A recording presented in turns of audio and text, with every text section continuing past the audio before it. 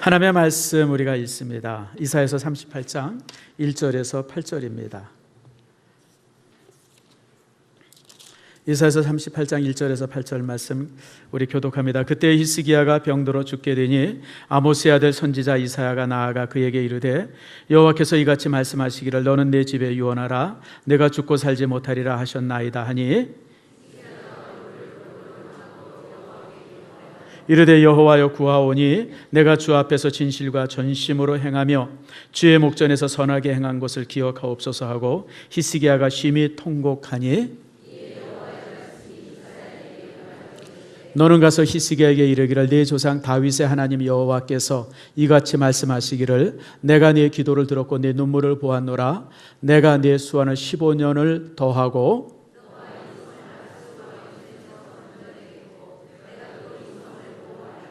이는 여호와께로 말미암는 너를 위한 징조이니 그 여호와께서 하신 말씀을 그가 이루신다는 증거이니라.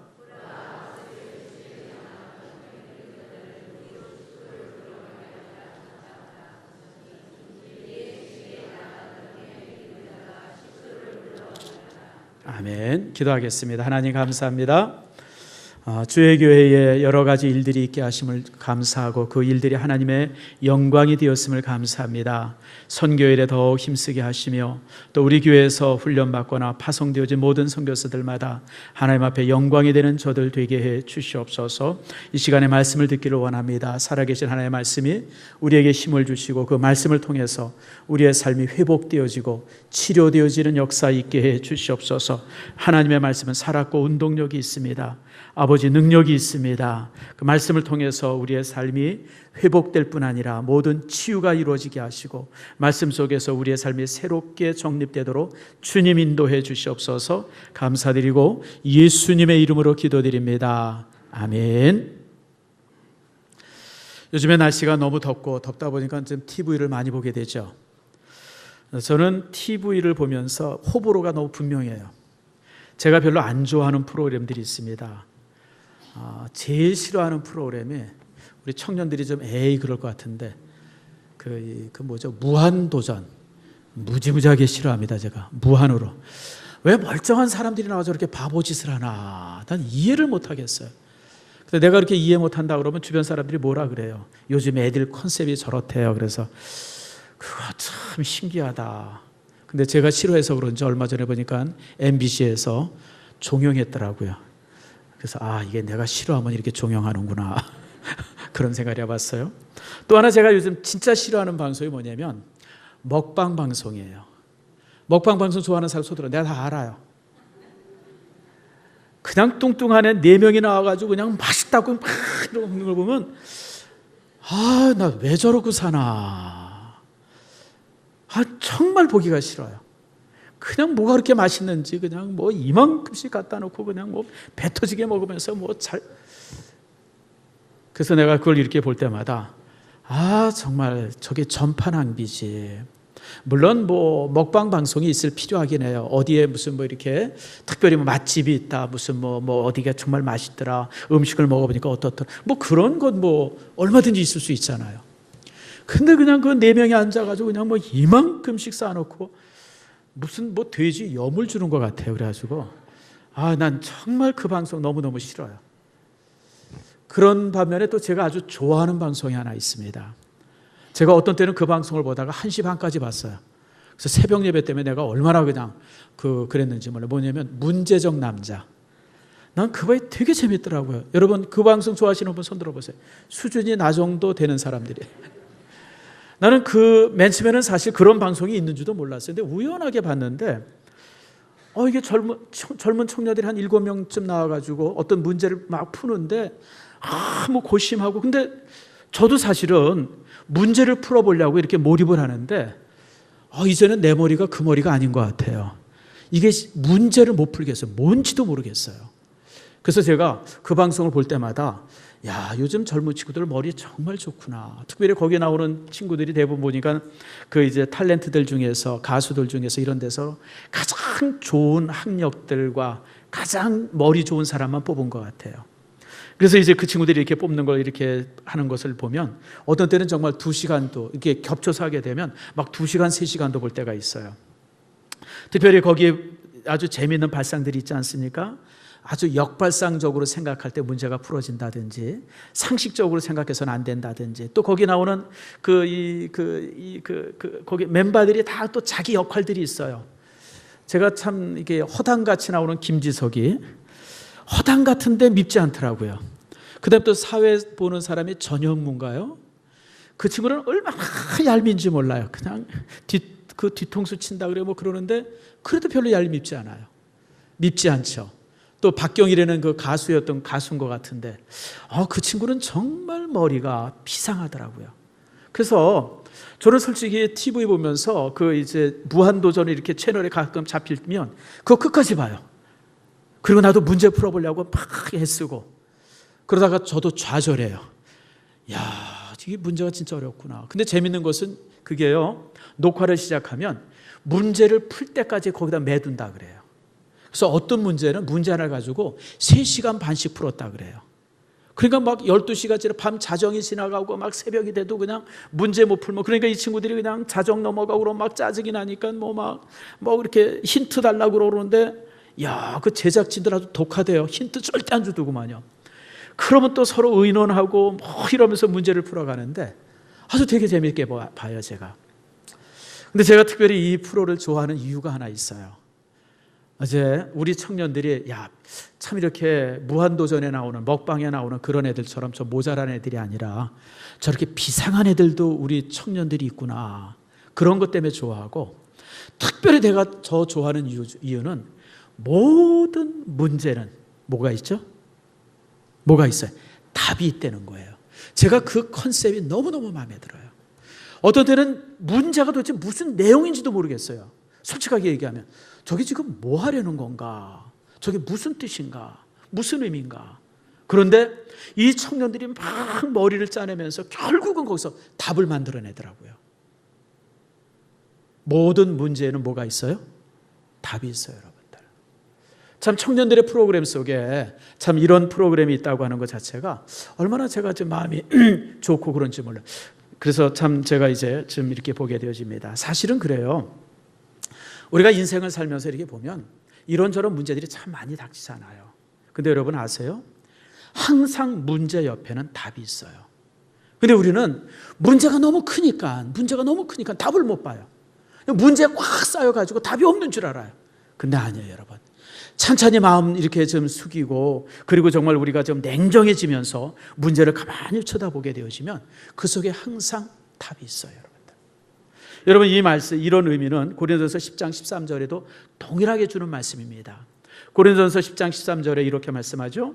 사람이 감당할 시험 밖에는 너에게 당한 것이 없나니 오직 하나님은 미쁘사 너희가 감당하지 못할 시험을 당함을 허락하지 아니하시고 시험 당할 점에 또한 피할 길을 내사 너희로 능히 감당케 하시느니라. 우리의 삶에 많은 시련이 있어요. 시험이 있어요. 아픔이 있어요. 그런데 그런 여러 가지 어려움인데 항상 하나님께서는 그 옆에 피할 길, 답을 같이 주세요. 모든 문제가 그래요. 여러분, 사업의 문제, 사람의 관계의 문제, 물질의 문제, 건강의 문제, 모든 문제들마다 항상 옆에는 답이 있는 거예요. 근데 많은 사람들이 너무 시험이 크다 보니까 그 답을 못 찾는 것뿐이에요. 그래서 여러분들, 오늘 이제 운명을 바꾸세요라고 하는 이 말씀의 의미는 우리 인생 중에 답이 없다고 생각하는 수없이 문제들을 닥치지만 그러나 그 속에 답이 있음을 여러분들에게 함께 이제 나누려고 합니다. 자, 38장 우리 1절 한번 다시 봅시다. 1절 시작이 어떻게 되면 그때에 히스기야가 병들어 죽게 되니 이때가 어느 때냐면 이제 이스라엘 민족에게서 좀 살만해진 때였었어요. 다윗과 솔로몬 시대에는 이스라엘이 그 레판토 지역의 최고의 강국이었습니다. 그러니까 터키 중간쯤에 이제 유프라데스 강이 있는데 거기부터 시작해서 이 시내 반도 끝, 그러니까 그 이제 스위즈은하 있는데 지금 스위즈은하죠. 또 동쪽으로 이제 아라비아 사막, 그 넓은 지역을 다윗이 다 지배하고 있었습니다. 그러니까 그 당시에는 유대 민족의 최고의 영광의 시대였었어요. 솔로몬 시대도 공일한 영광을 가져와요. 그런데 그 다음 왕들부터는 제대로 된 왕들이 나오질 못합니다. 그래서 나라가 갈라지기도 하고 나라가 무너지기도 하고 막 이러면서 이 히스기야 시대 때 와가지고 나라가 손바닥만한 나라로 아주 작은 나라로 전락이 되었어요. 그러니까 침략당하고 또 내후외환이라 그래가지고 나라 안에도 그냥 복잡한 문제가 한없이 많고 나라 바깥에는 그 강대국 아수리의 침략도 오고 막 이런 모습 속에서 그냥 나라가 정말 거의 절명의 상태에 이르러요. 국민들도 완전히 이 공황의 상태가 이루고 그때 이제 히스기야가 왕이 되어져요. 그런데 이 히스기야가 다윗 이후에 가장 훌륭한 왕 중에 하나였었습니다. 그러니까 히스기야가 왕이 되면서 나라 내부의 문제들을 이렇게 저렇게 정리하면서 특별히 우상 숭배가 심했던 거 다 제거하고 산당들 다 없애고 우상 신당들 다 없애고 이러면서 이제 국민들의 마음들을 이제 다 만들고 또 이제 그 아수르의 침략 앞에서 정말 믿음 속에서 아수르의 침략을 물리치고 이런 가운데서 이제 나라가 어느 정도 안정이 되어졌어요. 이제 살만한 나라가 되어졌어요.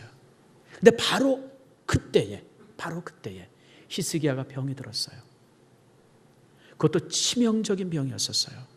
주치의가 아무리 애를 써도 이제 도저히 나을 이 방법이 없고 심지어는 이사야 선지자가 와가지고 이제 하나님께서 당신이 죽는다 그럽니다. 이제 집안의 모든 것 정리하고 유언을 남기세요. 그런 말씀이 주어진 그 바로 그때입니다. 이때 히스기야의 나이가 여러분 39살이에요. 여러분 39살의 나이, 그리고 이제 정말 왕이 돼가지고 10여 년 동안 그 나라를 제대로 만들기 위해서 이제 혼신의 힘을 기울여가지고 이제 나라가 어느 정도 이 자리를 잡았고 뭔가 이제 정치도 좀 해보고 나라도 이제 제대로 좀 발전시켜 보려고 하는 막 그런 시점, 바로 그 시점에 이제 죽음의 소식이 저에게 다가오게 되어진 거예요. 자, 여러분 얼마나 고민이 되겠어요. 이런 것도 뭐라 그러죠? 뭐라 그래요? 엎친 데 겹쳤다 그러나요? 산 넘어 산이라 그러죠. 첩첩산중이. 그냥 산 넘어 산이에요.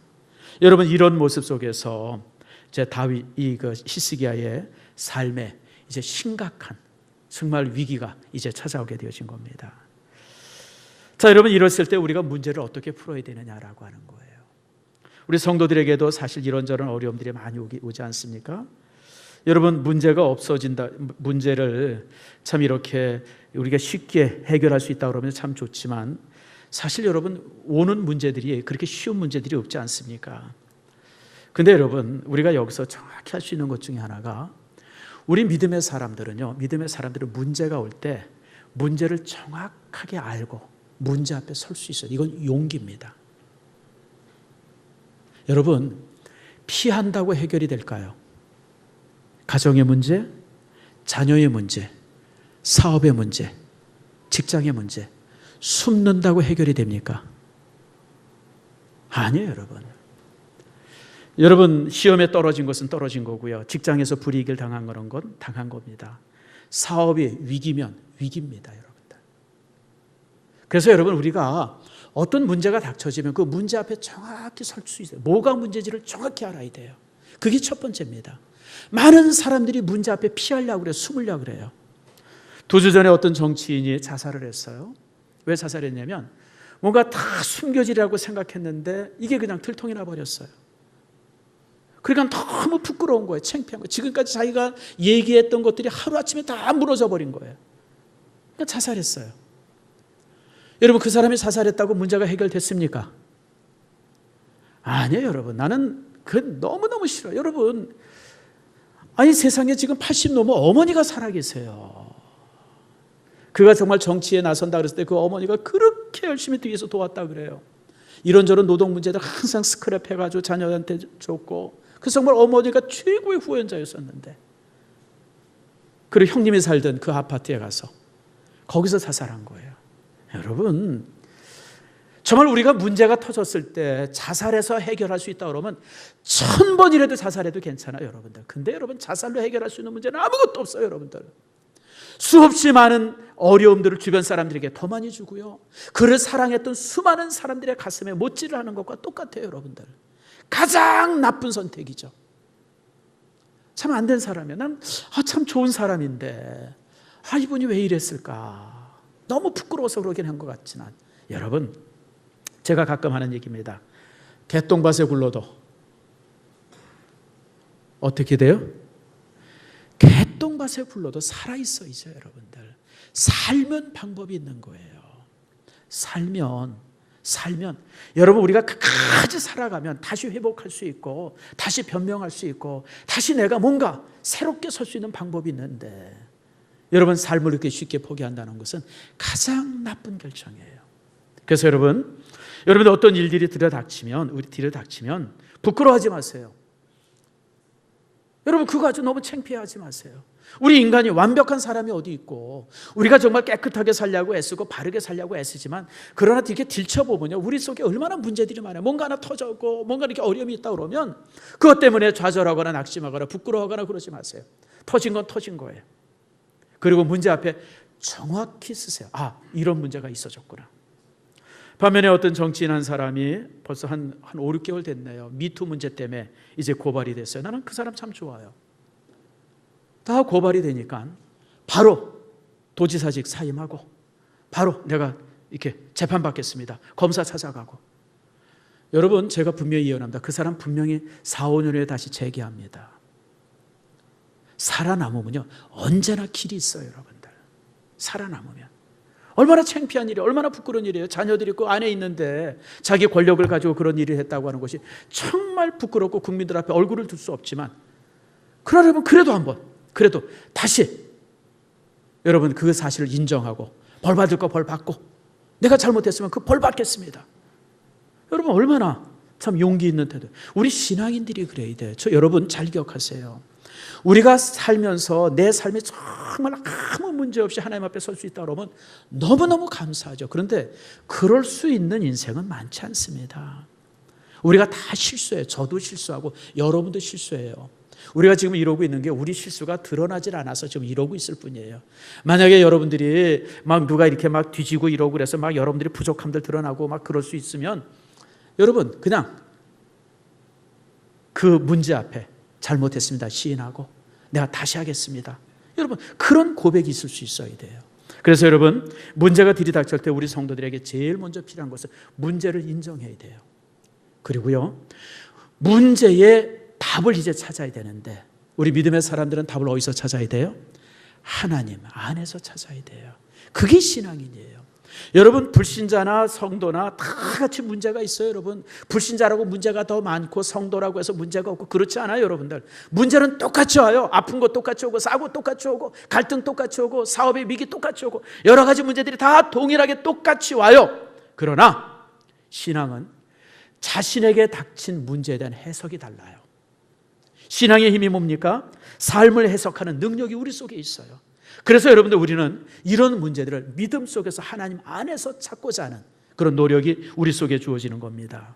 여러분, 예수님께서 말씀하셨잖아요. 참새 2마리가 하나 세우려 서로 팔릴 수 있어요. 여러분, 참새들 사람들이 주고받아요. 근데 여러분, 날아가는 참새가 떨어지는 거는 누구의 몫이에요? 하나님의 일이에요. 하나님. 여러분, 참새 한 마리가 날아가다 툭 떨어져 죽는 것조차도 하나님의 손 안에 있다 그러면, 우리 인생의 모든 문제는 하나님의 손 안에 있으면 너무 분명하잖아요. 여러분들, 그렇기 때문에 여러분들에게 어려움이 생기고 힘듦이 생기면 낙심하지 말고 하나님 안에서 답을 찾고자 여러분 애써야 돼요. 내게 왜 이런 어려움이 왔을까? 뭐가 문제인가? 하나님 도와주세요. 난 할 수 있는 게 아무것도 없어요. 바로 이것이 신앙인들의 태도가 되어야 돼요. 여러분, 오늘 히스기야는 문제가 있음을 알았어요. 이제 자기가 죽을 거라고 하는 사실을 알았습니다. 그럴 때 히스기야는 답을 하나님께로 찾습니다. 절망하지 않고 하나님 앞에 기도하지 않습니까? 여러분, 처음 병이 났을 때 히스기야가 의사를 불러갔을 것이고, 이런저런 처방들을 굉장히 많이 가졌을 거예요. 뭐 약도 데려 먹을 것이고, 유명하다는 되는 사람 불러가지고 근데 여러분, 다 해봐도 안 되는 거예요.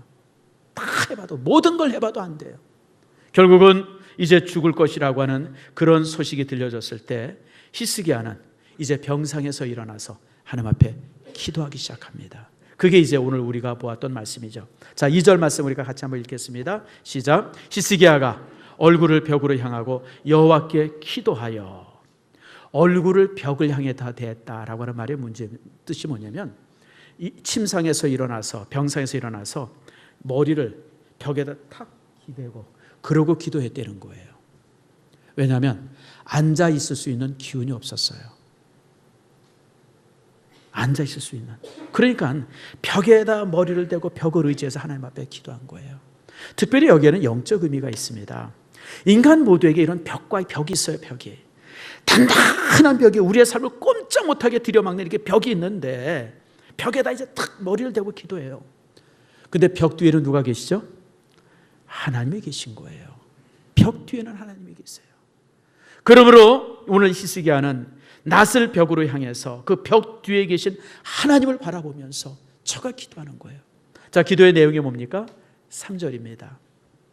3절을 같이 한번 읽습니다. 시작. 이르되 여호와여 구하오니 내가 주 앞에서 진실과 전심으로 행하며 주의 목전에서 선하게 행한 것을 기억하옵소서 하고 히스기야가 심히 통곡하니. 히스기야의 기도의 내용이 너무 단순히 짧아요. 한 문장이에요. 하나님, 내가 하나님 앞에 최선을 다해서 살았습니다. 정말 내가 열심히 신앙 안에서 살려고 했었습니다. 기억해 주세요. 이 얘기는 내가 완전한 삶이었습니다, 그런 의미가 아니에요. 내가 열심히 살았다는 거예요.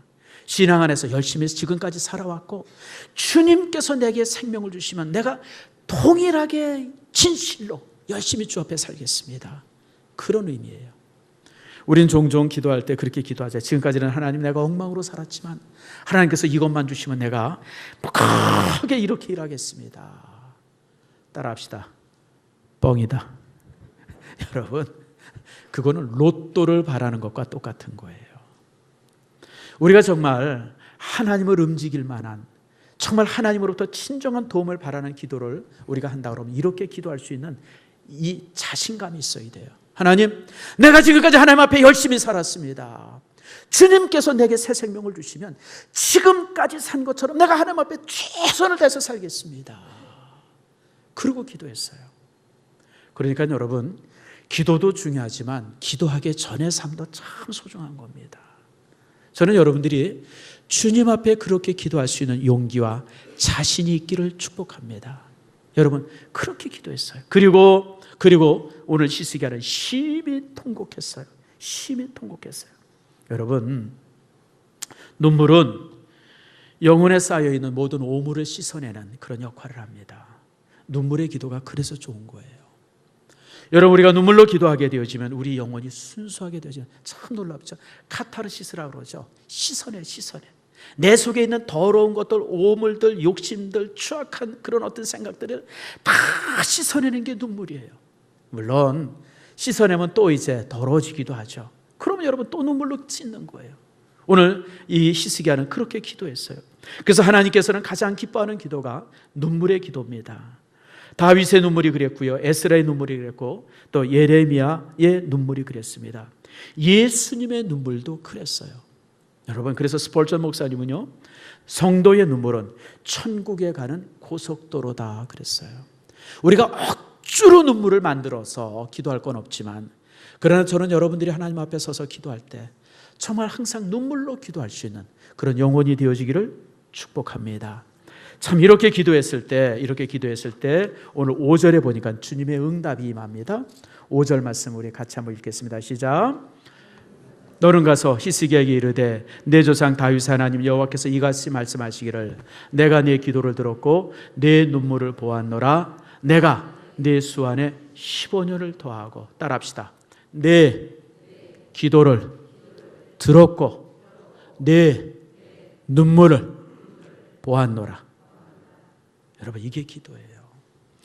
이렇게 기도할 때 하나님의 의지를 바꿀 수 있어요. 물론 다 눈물에 기도했다고 해서 하나님께서 바꿔주는 건 아닙니다. 근데 여러분, 놀라운 사실은요, 눈물로 기도할 때 하나님께서는 자신의 뜻을 바꾸세요.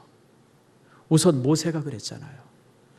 여러분, 하나님께서 이스라엘 민족을 다 멸하겠다고 그렇게 이제 작정을 하시고 이제 심판의 칼을 들었을 때 모세가 하나님을 딱 가로막잖아요.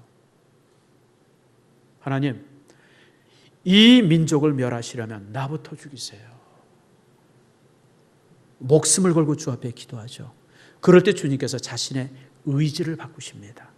그래, 다시 한번 기회를 주겠다. 여러분, 이것은 다윗에게도 똑같은 일이 한 번 있었어요. 다윗이 잘못해가지고 하나님께서 이제 이스라엘 민족을 심판하십니다. 벌을 내리셨죠. 그리고 이제 마지막으로 이제 예루살렘에 벌을 내리려고 죽음의 천사가 예루살렘 앞에 딱 섰어요. 그럴 때 다윗이 자기의 권속들을 데리고 내려갑니다. 권속이란 형제, 부모님들, 자녀, 처, 이런 사람들이죠. 한 40명이 됐을 거예요. 그 사람을 다 데리고 나가서 이 천사들을 딱 가로막습니다. 그리고 뭐라 그래요? 만약에 예루살렘을 멸하려 그러면 이 죄는 내가 지은 죄니까 나와 내 가족들을 먼저 죽이고 예루살렘을 멸하세요. 그렇게 간청하잖아요. 그럴 때 하나님께서 죽음의 천사의 칼을 내려놓게 합니다. 여러분, 하나님의 뜻이 분명함에도 불구하고 우리 믿음의 사람들이 눈물로 그리고 목숨을 걸고 주 앞에 기도할 때 주께서는 이렇게 바꿔주세요. 예레미야도 동일하죠. 아니, 오늘 히스기야도 동일해요. 히스기야도 하나님 앞에 그렇게 기도할 때, 눈물에 기도할 때 하나님께서 뜻을 바꾸시죠. 반면에 또 뜻을 바꾸지 않은 것도 있습니다. 예레미야 선지자가 눈물로 기도하지만 하나님께서 작정한 대로 예루살렘을 멸하시기도 합니다. 예수님도 눈물의 기도가 있었어요. 마지막 겟세마네 기도가 그것 아닙니까? 정말 이 그 땀방울이 핏방울이 되도록 눈물로 주 앞에 부르짖었죠. 이 잔을 내게서 물리쳐 주시옵소서. 그러나 하나님께서 자신의 뜻을 그대로 뜻을 바꾸지 않습니다. 그러니까 눈물의 기도했다고 해서 하나님께서 다 바꿔주지는 않습니다만은, 그러나 우리가 정말 하나님께서 들으실 만한, 그리고 하나님께서 이 작정하신 것을 바꾸실 만한 분명한 이유가 있으면 하나님께서는 바꿔주세요. 예수님의 기도에 응답하지 않은 이유는, 예수님이 원한 대로 하지 않은 이유는 그때 주님이 죽으셔야 온 인류의 죄가 사함을 받기 때문에 주님께서 그냥 들으셔도 그대로 자신의 뜻대로 행하신 거예요. 예레미야 기도를 하나님께서 안 들으신 이유는 그렇게 해서 이스라엘 민족이 멸망당해야 새로운 민족으로 거듭날 수 있기 때문에 주님께서는 듣지 않으신 겁니다. 그러니까 주님께서 분명한 뜻이 있으면 몰라도 그렇지 않은 이상은 합당하다 그러면, 우리의 간구하며 하나님 보시기에 합당하다 그러면 하나님께서 자신의 의지들을 바꾸시기도 합니다. 성도 여러분, 저는 여러분들의 기도가 하나님의 의지를 바꿀 수 있는 그런 축복의 기도, 힘 있는 기도, 권능의 기도가 되기를 축복합니다. 물론 나를 향해서 하나님께서 분명한 뜻이 있다고 그러면 그건 뭐 어쩔 수 없지만, 그렇지 않은 이상 우리가 눈물로 기도하고 우리가 절실함 속에서 주 앞에 간구함으로 인해서 정말 뜻을 하나님께서 바꿔주실 수 있는 그런 축복이 여러분 속에 있기를 원합니다. 말씀을 맺습니다. 정말 우리가 기도할 때에 우리가 살고 있습니다. 지금 우리나라가 굉장한 위기, 전환점에 와 있어요. 이 전환점을 잘하면 우리나라는 100년 동안 정말 문제없는 나라가 되어져요. 그런데 이때 잘못하면 지금까지 수고했던 것이 다 잃어버릴 수 있습니다. 정치적으로도 그렇고 외교적으로도 그렇고 여러분 경제적으로도 그렇습니다. 제가 어제 신문을 봤어요. 어제 신문을 봤더니 일본에서는 정부가 모든 공무원들은 근무를 마치고 나서 다른 데 회사 가서 또 일하라고 그런다 그래요. 근데 이게 뭔 소린가 싶어서 자세히 봤어요.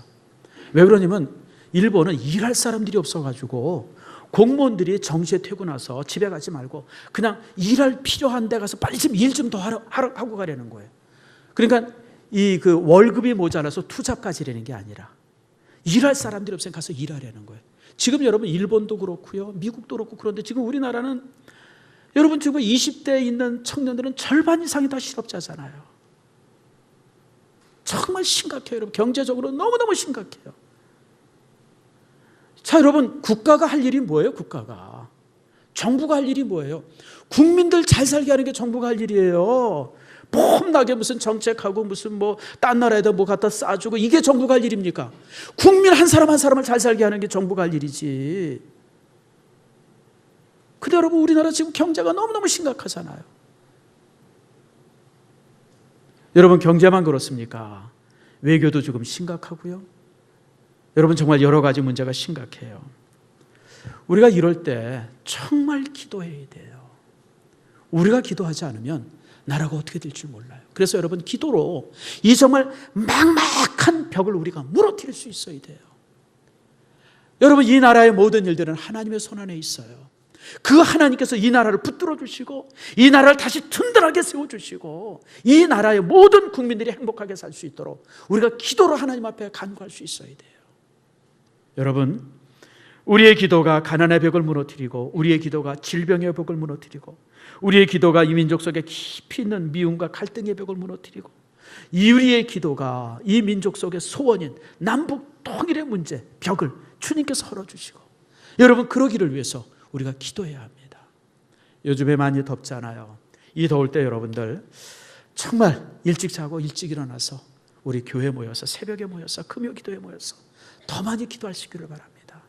그래서 정말 이 기도가, 여러분의 기도가, 우리의 기도가 이 민족 앞에 또 여러분의 삶 앞에 딱 막혀있는 이 벽들을 무너뜨리고 정말 행복하고 정말 복된 삶을 살 수 있는 그런 축복의 또 능력의 기도가 여러분 속에 있기를 축원합니다.